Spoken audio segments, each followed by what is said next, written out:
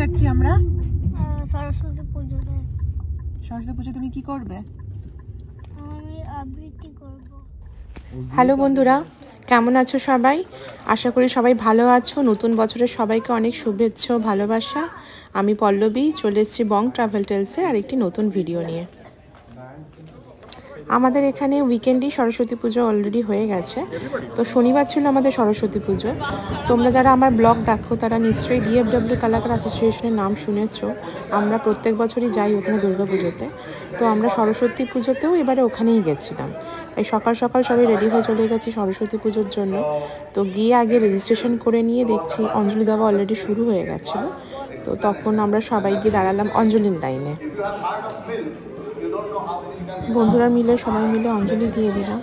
এরপরেই শুরু হলো হাতে খড়ি অনুষ্ঠান। ছোট ছোট বাচ্চারা তাদের বাবা মার সাথে ঠাকুরের সামনে বসে ঠাকুরমশাইয়ের তত্ত্বাবধানে হাতে খড়ি অনুষ্ঠান পর্ব শেষ হয়ে গেল। এবার মায়ের ভোগ খাবার পালা। তাই সব ভোগ ওনারা ডিস্ট্রিবিউট করে দিচ্ছিল আর আমরা লাইন দিয়েছিলাম ভোগ খাবার জন্য। খিচুড়ি, আলুর দম, ফল প্রসাদ, পায়েস, পেট ভর্তি করে সবাই আমরা প্রথমে মায়ের ভোগ খেলাম।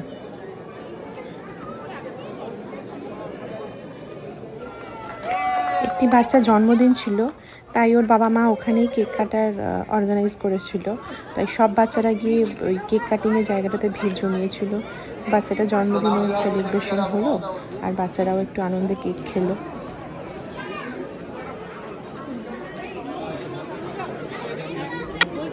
এদিকে দুপুরে খাবারের লাইনও হয়ে গেছিলো শুরু। তো খাবারে ছিল নান, ডাল ফ্রাই, আলু ফুলকপির তরকারি, রাইস, মিষ্টি। তো বাচ্চারা খেয়ে দিয়েই তারপরে সঙ্গে সঙ্গে চলে এসেছিলো ড্রয়িং করতে। একটা ছোট্ট করে ড্রয়িংয়ের আয়োজন করা হয়েছিল। যে যেমন পারো কালার করো বা বসে যদি কিছু ড্রয়িং করতে চাও তো করো। তো সব বাচ্চারা খুব ইন্টারেস্ট নিয়ে কালার পেন্সিল নিয়ে ওরা ভীষণ ভালো ভালো সব সুন্দর সুন্দর ড্রয়িং করে জমা দিয়ে দিল। এক একজনের এত সুন্দর আঁকার ইচ্ছে দেখলে অবাক হতে হয়।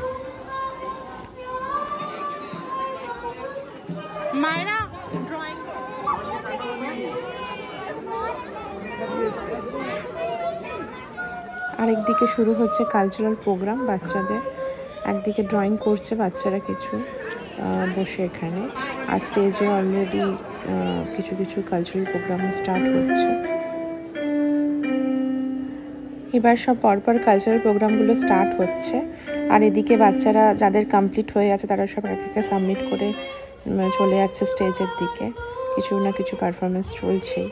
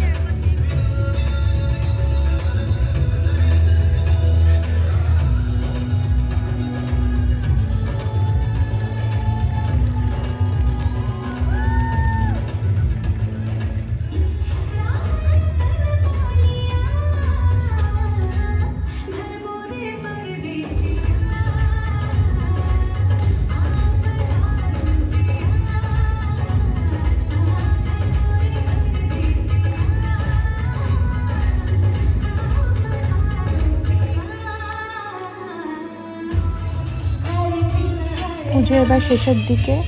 আমার এক বন্ধু বর্ণালী তার গানে আসর জমিয়ে দিয়েছে, সবাই নাচ গানে একদম জমজমাট পুজো মণ্ডপ।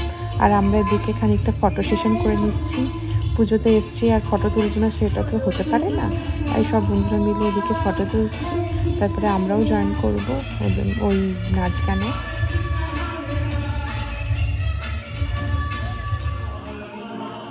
নাচে গানে হুল্লোড় করতে করতে আমাদের এবছর 2025-এ সরস্বতী পুজো শেষ হলো।